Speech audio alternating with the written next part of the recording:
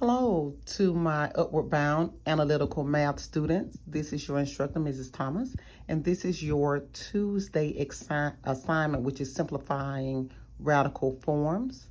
So we're looking at square roots. There are 41 radicals between 0 and 100 that can be written in simplest radical form. All right, I want you to take this challenge. Okay, so I always write these down on regular paper, and that way you can have the entire worksheet to work out. Okay, so when we're thinking about square roots, when we think about the radical sign, okay, I want you to give me two of the exact same numbers that you can think of, or two of your timetables that you can think of that will give me 0. Well, the only two numbers that I can think of is 0.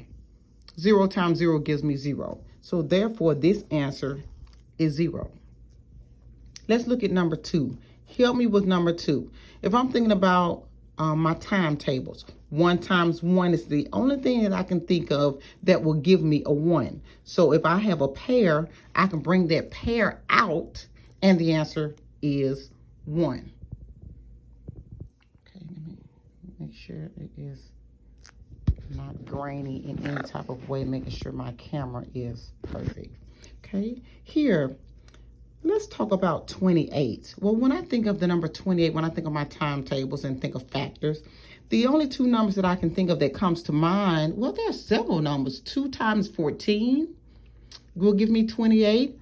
4 times 7 will give me 28. But just think about this. If I broke this down, okay, so you could just see it individually.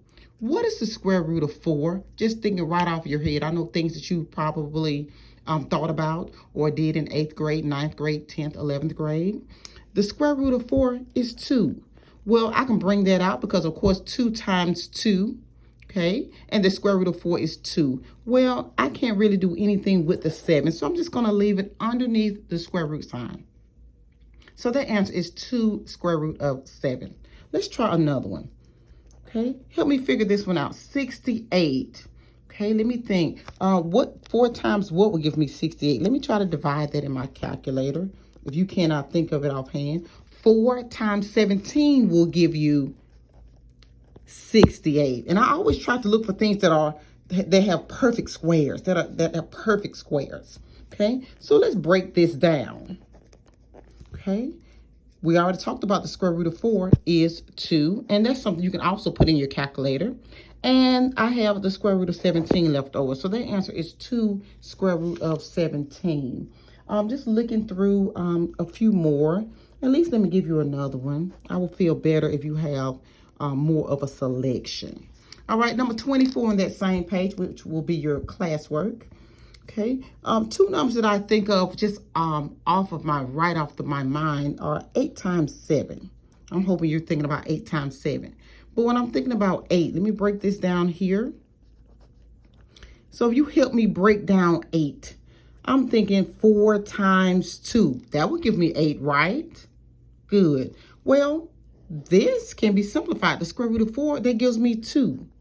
But I can't simplify 2 anymore, and I can't now simplify 7 anymore. So both of those numbers will have to go back under the square root sign. But I can't just stick a 27 up under there. I'm going to have to multiply. So 2 times 7 is 14. And that is your answer.